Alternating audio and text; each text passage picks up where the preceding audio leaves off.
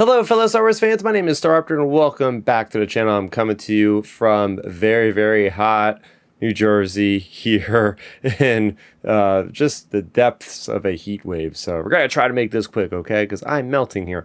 But we are talking this week about Dark Horse comics, about Marvel comics, jumping into Dark Horse. First, we have from Daniel Jose Older and Harvey Talabal, the penultimate issue of the High Republic Adventures in High Republic Adventures issue number 19. We pick up where I would say is the climax, where they're on Eriadu, all the Jedi, all the Republic, all those people, they're fighting a good fight against the Nihil, trying to invade their planet, who is run by Warden. And we know that Farzala destroyed this character of the Warden, who is heading to his forces of the Nihil. And now they are doing the mop up, if you will. There's just a lot of factions of Nihil still running, rampaging around the city. A lot of this issue is based on Scion, who is a private investigator that we met in Phase 1 of the High Republic. That is the love interest of Emmerich Kaftor, who is like the PI investigator for the Jedi, if you will. So we have her kind of working with Zyle, who is a Zabrak little pirate. And basically throughout the story, Scion is very hopeful that Emmerich is alive, but Emmerich has gone off on a mission with Cantum Psi, with his other character, Navaj, to go to this bunker and infiltrate this bunker of the Nihil to take back their orbital ship, or their orbital gun. And this is my issue with this issue, is it's very self-reliant that you read Star Wars Trials of the Jedi. Now, this issue is coming out like a week after that book. Most people are probably not going to be done with that book.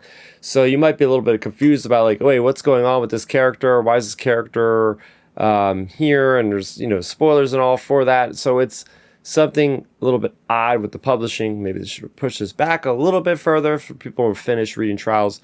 But I digress. For most people that read this, maybe they won't even worry about that. But that is a crux of this issue, which I wish could have gotten ironed out a little bit more.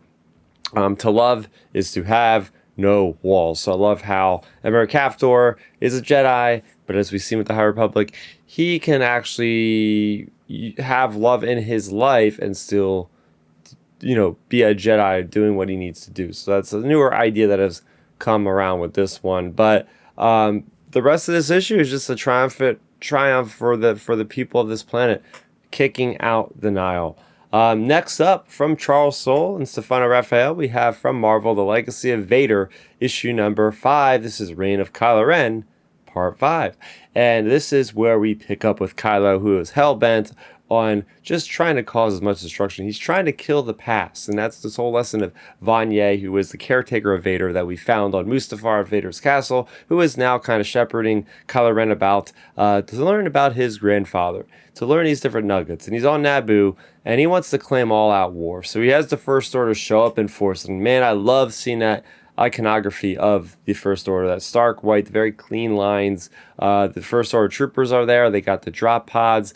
They even have the walkers that we see from Kijimi, everybody. So those little gorilla kind of claw things you've seen for a fraction of a second, they're back there too. But the weird thing is, this story takes a bit of a step into the unknown, because then we have this mysterious figure fighting off the First Order, and we know it to be Kylo Ren by the scar down his face. Even though he's wearing the goggles, we know it's Kylo Ren. And he's actually training the Naboo to fight against the First Order, and he's filling in information, and that's unbeknownst to General Hux. So he's like a double agent at this point. And that's my problem with this issue, is like, we really don't get a great idea of why Kylo Ren is doing that. Yeah, he was saying like, oh, we have to... He's telling Vanya this. We have to evolve the Naboo forces to fight. It's like, but yeah, aren't they your enemy in a way, because you're with the First Order? And then Vanya is telling him and kind of schooling him on like, enough is enough of trying to kill yourself or whatever you're trying to do here. You need to focus that rage and energy on somebody else. And that is where we're going to finally have Kylo Ren in the next issue hunt down a survivor of Order 66.